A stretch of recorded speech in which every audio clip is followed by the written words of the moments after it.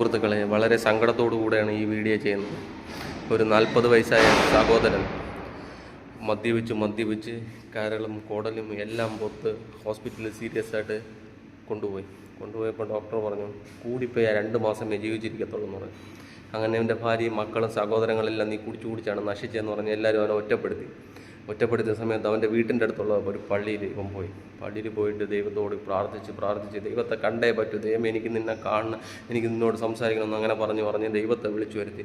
1 മാസത്തോളം കഠിനാധ്വാനം ചെയ്ത് അവൻ ദൈവത്തോട് ഫൈറ്റ് ചെയ്ത് ദൈവത്തെ വിളിച്ചു വരുത്തി. ദൈവം വന്നിട്ട് ചോദിച്ചു, മകനെ, ഞാൻ നിൻ്റെ പ്രാർത്ഥനയിൽ തൃപ്തനാണ്, നിനക്ക് എന്താണ് വേണ്ടതെന്ന് ചോദിച്ചു.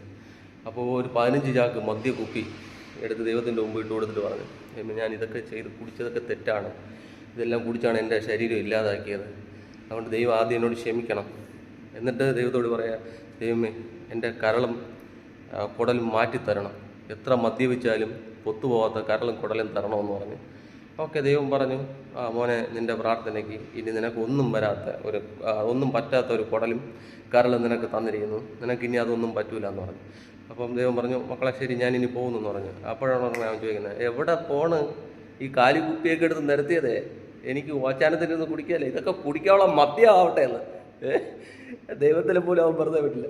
അവിടേക്ക് ദൈവത്തിന് നിവർത്തിയില്ല, വിളിച്ചു വരുത്തിയല്ലേ, അത്രയും കാലിക്കുപ്പിയും മദ്യമാക്കി കൊടുത്തു.